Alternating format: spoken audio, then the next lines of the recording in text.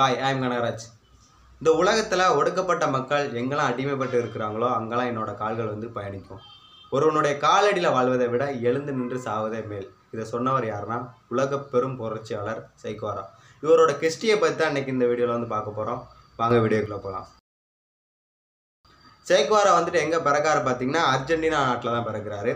குவாரே லின்ஸ் செலியா அப்படிங்கிற ஒரு தம்பதிக்கு வந்துட்டு 1928 ஜூன் 14 ஒரு குழந்தை பிறகுது.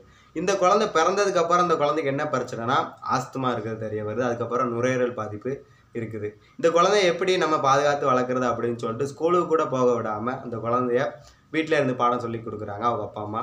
அதுக்கப்புறம் வந்து டேரெக்டாக 2ஆம் கிளாஸ் வந்து சேர்க்குறாங்க. இப்படி தான் சைக்குவாராவோட ஸ்கூல் லைஃப் வந்து ஸ்டார்ட் ஆகுது. சைக்குவாராவுக்கு வந்து என்னது இன்ட்ரெஸ்ட் அதிகமாக இருக்குது பார்த்தீங்கன்னா ட்ராவல் பண்ணுறது.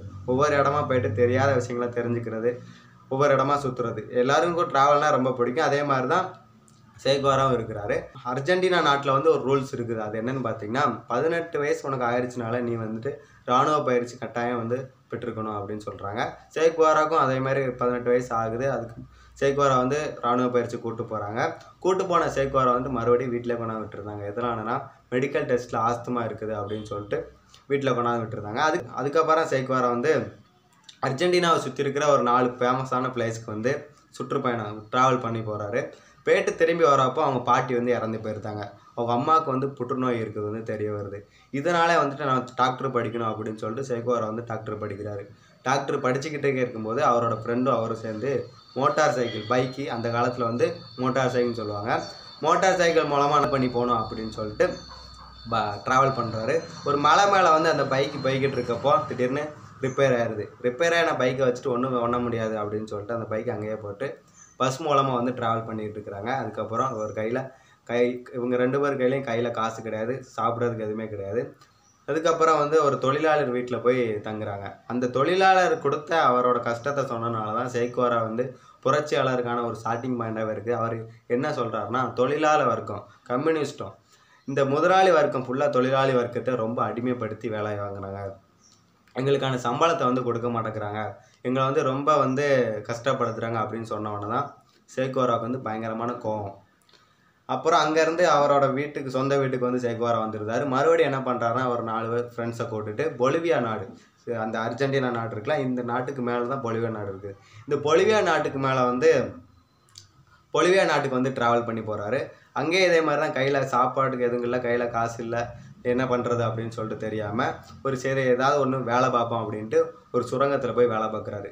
அங்கே இருக்க மக்களெல்லாம் பார்த்த உடனே ரொம்ப அடிமைத்தனமாக வேலை பார்த்துக்கிட்டு இருப்பாங்களா, ரொம்ப அழுக்கா, ரொம்ப அடிமையாக அந்த மாதிரிக்கு இருக்கிறாங்க அங்கே இருக்க மக்கள் ஃபுல்லாகவே. திடீர்னு அந்த மக்கள் எல்லாம் என்ன பண்ணுறாங்கன்னா ஒரு நாள் போராட்டம் பண்ண ஆரம்பிக்கிறாங்க. எங்களுக்கு வந்து சம்பளம் கொஞ்சம் கூட்டி கொடுங்க, எங்களுக்கு இந்த சம்பளம் பத்த மாட்டேங்க அப்படின்னு சொல்லிட்டு அங்கே இருக்க விவசாயத்துறை மினிஸ்டரை போய் பார்க்க போகிறாங்க. சைக்குவாராவும் அங்கே இருக்கிறாரு. இந்த மினிஸ்டர் வந்து ஒரு விதமான மருந்தை வந்து அந்த மக்கள் மேலே வந்து தெளிக்கிறாரு. என்ன மருந்து அப்படின்னு சொல்லிட்டு சைக்குவாரா கேட்கும்போது தான் அவர் என்ன சொல்கிறாரு, இதில் வந்து நல்லா கேளுங்க. என்ன சொல்கிறாருன்னா பூர்வீகம், இந்த மக்களோட பூர்வீகம் வந்து இந்தியா, இவங்க வந்து குளிக்க மாட்டாங்க, இவங்க வந்து அவங்களுக்கான வேறு துணி கிடையாது, வேறு ரொம்ப அழுக்காக இருப்பாங்க, இவங்க பக்கத்தில் போனாலே துருநாற்று அடிக்கும், அதனால தான் அந்த ஸ்மெல்லு வராமல் இருக்குதான் ஒரு விதமான நாங்கள் மருந்து தெளிக்கும் அப்படின்னு சொல்லிட்டு சொன்ன உடனே சைக்குவாராவுக்கு வந்து பயங்கரமான கோவம். என்னடா இது, மிருகங்களை விட மனிதர்கள் வந்து கேவலமாக நடத்துகிறாங்க அப்படின்னு சொல்லிட்டு பயங்கரமான கோவம். உடனே பொலிவியா நாட்டிலேருந்து மெக்சிகோ நாட்டுக்கு வந்து போயிருந்தார். மெக்சிகோ நாட்டிலேருந்து கியூபா விடுதலைக்கு வந்து எப்படி உள்ள என்ட்ரானார் அப்படின்னு சொல்லிட்டு தான் பார்ப்போம். இப்போ கியூபா நாட்டில் அந்த டைமில் வந்து என்ன நடந்துக்கிட்டு இருக்குது பார்த்தீங்கன்னா பாட்டிஸ்டா அப்படிங்கிற ஒருத்தன் வந்துட்டு கியூபா நாட்டை வந்து ஆட்சி செஞ்சுக்கிட்டு இருக்கான். இவன் பேருக்கு தான் அமைச்சர், ஆனால் ஃபுல்லாக அவனை இயக்கிறது யார் பார்த்தீங்கன்னா அமெரிக்கா, யுனைடெட் ஃபோர்ஸ் கம்பெனி. இப்போ எப்படி இந்தியா வந்து ஆங்கில கிழக்கிந்திய கம்பெனி அப்படின்னு சொல்லிட்டு ஆங்கிலேயர்கள் இந்தியாவை ஆண்டுக்கிட்டு இருக்காங்களோ அதே மாதிரிக்கு தான் கியூபா நாட்டை வந்து யுனைடெட் ஃபோர்ஸ் கம்பெனி வந்து ஆண்டுக்கிட்டு இருக்குது. அங்கே இருக்க மக்களுக்கு அவங்களுக்கான சுதந்திரத்தை கொடுக்க மாட்டேங்கிறாங்க, அவங்களுக்கான உரிமத்தை அவங்கள வந்து ரொம்ப அடிமைப்படுத்தி வச்சுருக்கிறாங்க. இதெல்லாம் போக்கணும், இந்த சுதந்திரம் வந்து கியூபா அடையணும், விடுதலை அடையணும், அப்படி இதெல்லாம் மாற்றணும் அப்படின்னு சொல்லிட்டு அடுத்து யார் வரா பார்த்தீங்கன்னா பெரும் புரட்சியாளர் பிடல் காஸ்ட்ரோ. பிடல் காஸ்ட்ரோ தான் வந்துட்டு பாட்டிஸ்டா கவர்மெண்ட்டுக்கும் பிடல் காஸ்ட்ரோக்கும் பயங்கரமான ஃபைட் நடக்குது. இதில் வந்து பிடல் காஸ்ட்ரோவை மெக்சிகோ கவர்மெண்ட் வந்து அரெஸ்ட் பண்ணியிருந்தாங்க. இந்த பிடல் காஸ்ட்ரோவோட 2 புரட்சியாளர்கள் வந்து மெக்சிகோவுக்கு போயிருந்தாங்க. அந்த மெக்சிகோவில் இருக்கிறது யார், சேக்குவாரா போய் சந்தித்த உடனே தான் சேக்குவாராவிட்ட இங்கே இருக்க நடந்ததெல்லாம் சொல்கிறாங்க. எங்களுக்கு மக்களை வந்து ரொம்ப அடிமைப்படுத்தி வச்சுருக்கிறாங்க, எங்களுக்கான உரிமத்தை கொடுக்க மாட்டேங்கிறாங்க, எங்களோட தலைவன் வந்துட்டு பிடல் காஸ்ட்ரோ அப்படின்னு சொன்ன உடனே தான் சேக்குவாரா வந்துட்டு பிடல் காஸ்ட்ரோ நான் உடனே பார்க்கணும் அப்படின்னு சொல்கிறாரு. ஆனால் அந்த டைமில் பிடல் காஸ்ட்ரோ அரெஸ்ட் பண்ணியிருக்கிறாங்க. அரெஸ்ட் பண்ணனால கியூபா நாடு ஃபுல்லாக பயங்கரமாக வெடிக்குது. கடைகள்லாம் எரிக்கிறாங்க, பஸ்ஸெல்லாம் எரிக்கிறாங்க. இப்படி கலவரம் நடந்துக்கிட்டு இருக்க உடனே பிடல் காஸ்ட்ரோவை வெளியே விட்டுருந்தாங்க. வெளியே வந்துட்ட உடனே சேக்குவாரா போயிட்டு பிடல் காஸ்ட்ரோவை சந்திக்கிறாரு. சந்தித்த உடனே தான் கியூபா விடுதலைக்காக நானும் போராட வரேன், என்னோட உயிரை கொடுத்தாவது கியூபா வந்து விடுதலை அடையணும் அப்படின்னு சொல்லிட்டு சேக்குவாராவை பிடல் காஸ்ட்ரோ சொன்ன உடனே தான் பிடல் காஸ்ட்ரோ வந்து சேக்குவாராவை சேர்த்துட்டு சேக்குவாராக்கான பயிற்சிகள் வந்து கொடுக்கப்படுது.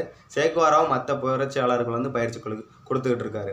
இந்த டைமில் மெக்சிகோ அரசு வந்து சேக்குவாராவை அரெஸ்ட் பண்ணியிருந்தாங்க. உன்னோட நாடே அர்ஜென்டினா, நீ கியூபா நாட்டு விடுதலைக்கு வந்து விடுதலை வாங்கி தர போறியா அப்படின்னு சொல்லிட்டு பயங்கரமான தண்டனை கொடுக்குறாங்க. அதுக்கப்புறம் சேக்குவாரா வந்து வெளியே வந்துருந்தாரு. இதுக்கப்புறம் மெக்சிகோவில் இருந்து ஒரு 500 கிலோமீட்டர் தள்ளி ஒரு கால்நடை கிரவுண்டை வந்து விலைக்கு வாங்குறாரு பிடல் காஸ்ட்ரோ சேக்குவாரா. உடனே அங்கே இருக்க ரகசியமாக வந்து புரட்சியாளர்கள் வந்து பயிற்சி பட்டுக்கிட்டு இருக்கிறாங்க. 1957 நவம்பர் 25 கியூபா நாட்டு விடுதலை வாங்கி தரோம் அப்படின்னு சொல்லிட்டு 82 பேர் சேர்ந்து ஒரு கிராண்ட்மா அப்படிங்கிற ஒரு கப்பலில் வந்து கியூபாவை நோக்கி போய்கிட்டு இருக்கிறாங்க. விடுதலை வாங்கி தரோம் நாங்கள் கியூபாக்கு அப்படின்னு சொல்லிட்டு 82 பேர், பிடல் காஸ்ட்ரோ சேக்குவாரா எல்லாரும் சேர்ந்து மொத்தமே 82 பேர் தான். உடனே இந்த கிராம கப்பலில் போகும்போது ரகசிய தகவல் வந்து பாட்டிஸ்டா இராணுவத்துக்கு தெரிஞ்சிருது. உடனே கியூபா நாட்டில் கடற்கரை ஃபுல்லாக இராணுவத்தை நிப்பாட்டியிருந்தான். அந்த பிடல் காஸ்ட்ரோ சேக்குவாரா போன அந்த பிடல் காஸ்ட்ரோ சேக்குவாரா போன அந்த கிராண்ட்மா கப்பல் வந்து அந்த டைமில் பழுதடைஞ்சிருது. உடனே அங்கே பக்கத்தில் இருக்க கரும்பு தோட்டத்துக்கு 15 பேர் டீமாக சேர்ந்து பிடல் காஸ்ட்ரோ சேக்குவாராவுக்கும் சேர்ந்து அந்த பாட்டிஸ்டா கவர்மெண்ட்டுக்கும் பாட்டிஸ்டா இராணுவத்துக்கும் பயங்கரமான ஃபைட் நடக்குது. இந்த ஃபைட்டில் வந்துட்டு ஒரு பாட்டிஸ்டா இராணுவம் வந்து ஒரு அறிவிப்பு விடுதாங்க. பிடல் காஸ்ட்ரோவோட நாங்கள் முக்கியமான ஒரு வீரரை வந்து நாங்கள் கொண்டுட்டோம், அவன் பேர் சேக்குவாரா அப்படின்னு சொல்கிறாங்க. இப்போ பிடல் காஸ்ட்ரோ சேக்குவாரான்னு சொல்லிட்டு பிடல் காஸ்ட்ரோவும் சேக்குவாராவும் பக்கத்தில் இருக்க ஒரு மலையில் போயிட்டு ஒரு 4-5 மாதம் வந்து பயிற்சி எடுக்கிறாங்க. புரட்சியாளர்கள் ஃபுல்லாக தயார் பண்ணுறாங்க, அவங்களுக்கான தேவையான பயிற்சி கொடுக்குறாங்க. மக்களையும் புரட்சிக்கு வந்து பிடல் காஸ்ட்ரோ வந்து உருவாக்கின உடனே அதுக்கப்புறம் தான் ஒரு மிகப்பெரிய ஒரு 300 பேர் சேக்குவாரா டீமில் இருக்கிறாங்க. சேக்குவாரா பிடல் காஸ்ட்ரோ டீமில் வெறும் 300 பேர் தான் இருக்கிறாங்க. ஆனால் ஆயிரக்கணக்கான பேர் வந்து பாட்டிஸ்டா இராணுவத்தில் இருக்கிறாங்க. 2 பேர்த்துக்கும் பயங்கரமான ஃபைட் நடக்குது. இந்த ஃபைட்டில் வந்து பிடல் காஸ்ட்ரோ சேக்குவாரா வின் பண்ணியிருந்தாங்க. கியூபா விடுதலை அடைஞ்சிருது. அதுக்கப்புறம் பிடல் காஸ்ட்ரோ வந்து கியூபா நாட்டோட அதிபர் ஆகுறாரு. கவர்னர் வந்து சேக்குவாரா ஆகுறாரு. அந்த டைமில் வந்து கியூபா நாட்டு வெளியிடப்பட்ட பணத்தில் கவர்னர் சேக்குவாராவோட சைன் பண்ணி தான் அந்த பணம் வெளியே வருது.